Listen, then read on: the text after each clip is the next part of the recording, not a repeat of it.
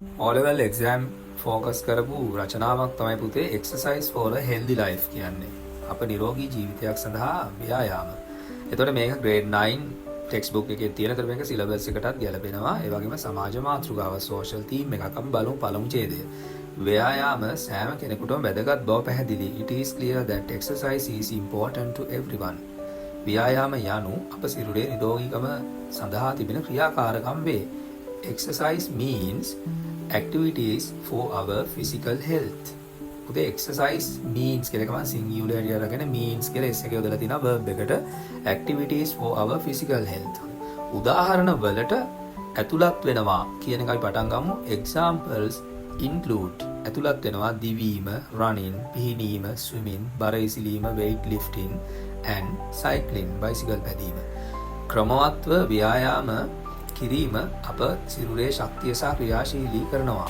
يعني ක්‍රමවත් ව්‍යායාම අප සිරුර ශක්තිමත් සහ ක්‍රියාශීලී කරනවා කියන අදහස උතන තියෙනවා. ඒතර පුතේ පටන් ගන්න regular exercise makes our body strong and active. ක්‍රමවත් ව්‍යායාම කියන එක මම අරගෙන තියෙන එක මම singular හැටියට ගත්තා. අපි ඒක plural හැටියට ගමු. Regular exercises make our body strong and active. ඒක පුතේ අපි බහුවචන හැටියට කියමු. ඒ කියන්නේ regular exercises make our body strong and active. ව්‍යායාම වර්ග බොහොමයක් ඇත. නේද? There are many types of exercises. There are many types of exercises. දිවීම, පිහිනීම සහ cycling වැඩි දියුණු කරනවා අපගේ හදවත් නිරෝගීකම. ඔන්න බලන්න running, swimming and cycling improve improve our cardiovascular health.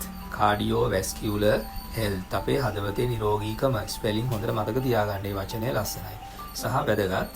ඊට අමතරව in addition බර ඉසිලීම සහ යෝගා ශක්තිමත් කරනවා අපගේ මාංශ පේශීන්.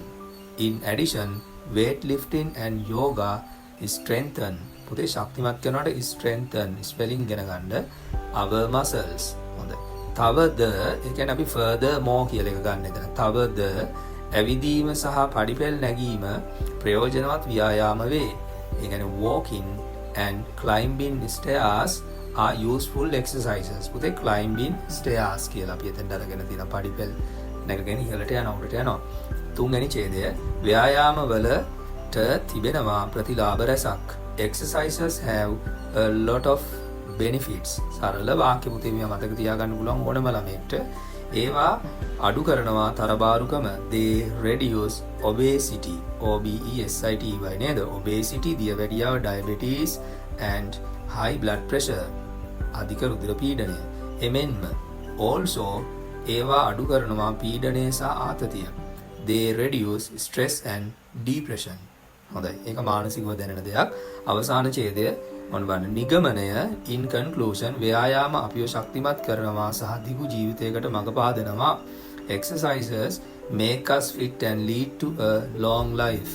පුතේ වාක්‍ය හොඳට බලන්න මෙතන subtitles එකට යනවානේ. බලලා ලියා ගන්න ඕනේ.